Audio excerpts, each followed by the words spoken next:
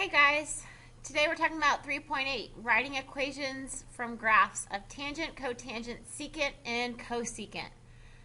Okay, and actually these tangent and cotangent graphs are really going to help you for tomorrow's two-question quiz over tangent and cotangent.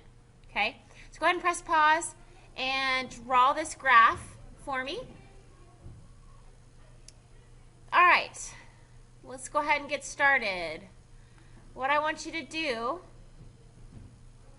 is we're just going to treat this just like if we were graphing, like normal. Okay? Remember, this is our sinusoidal axis. Sinusoidal. We're just going to put, I'm just going to say sinusoidal. I don't want to spell it. Okay? Remember, our sinusoidal axis is our C value. So it is 3. Okay? To find our A, it's the distance from the sinusoidal graph up to our next critical point. Okay, so this is at 5. So our amplitude is 2.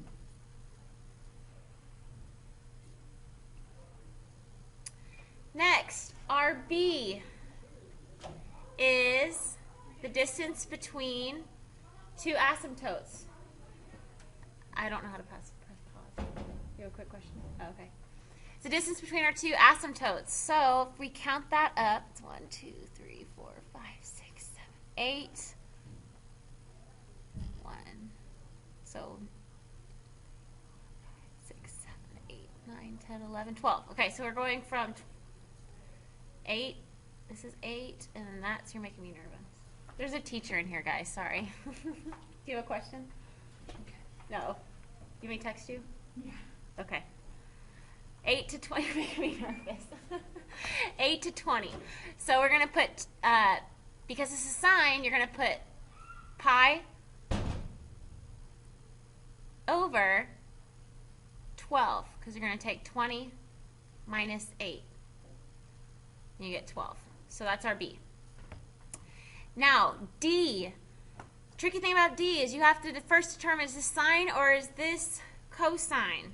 Not sine or cosine. If this is tangent or cotangent. Main thing, if you're going up from left to right, it is a tangent graph. Okay, so you have to know that tangent graphs start at the middle. So our middle point is at 2. So our B is 2. So we've got y equals 3 plus 2 tangent of pi over 12 theta minus 2. Now, you could have picked this point as well as to be your B. So if you would have put, I think it looks like 13. Well, no, that wouldn't be right. 12. So it'd be 14. So if you picked 14 here, in place of 2, that would have been totally correct as well. Okay? All right, moving on. Quickly, you can see these graphs so much better. So press pause. I want to see if you can figure this one out for yourself. You got A, B, C, D. Our C is 3. Our amplitude is still 2.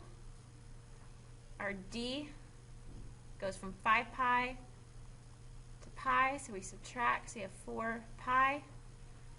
So we know our B is equal to not 2 pi. You're going to do pi because it is in tangent. So pi over 4 pi. So our B is 1/4. Okay. The next thing, I'm going to use something fun. Stars. Since we're going down from left to right, it is cotangent. And remember, cotangent starts at the asymptote. So our starting point is at pi. So our equation is y equals 3 plus 2 cotangent 1/4 theta minus 3. Okay?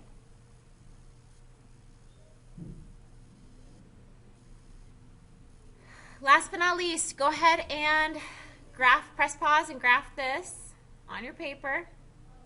Got your A, got your B, got your C. Okay.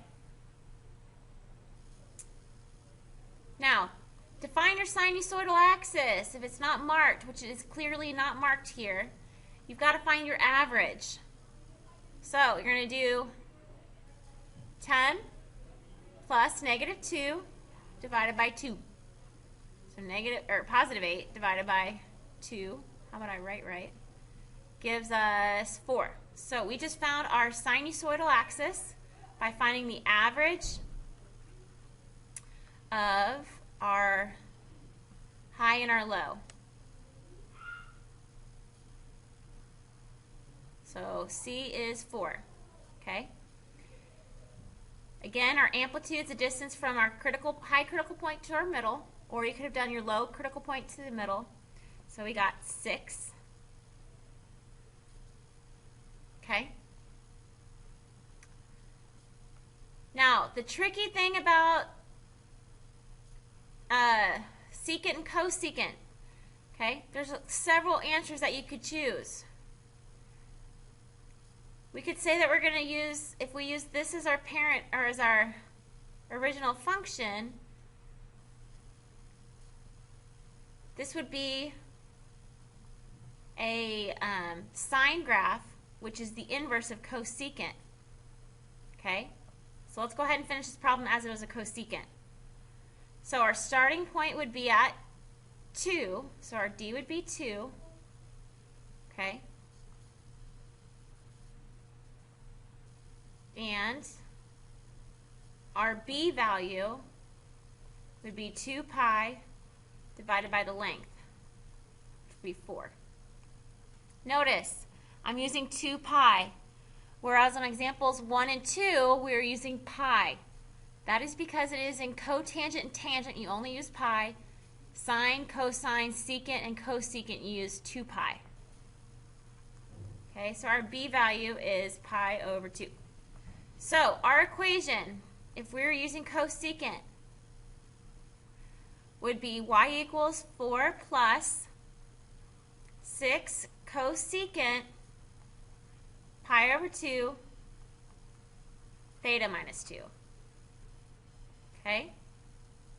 And I'm going to show you how it would work out if we were going to use secant.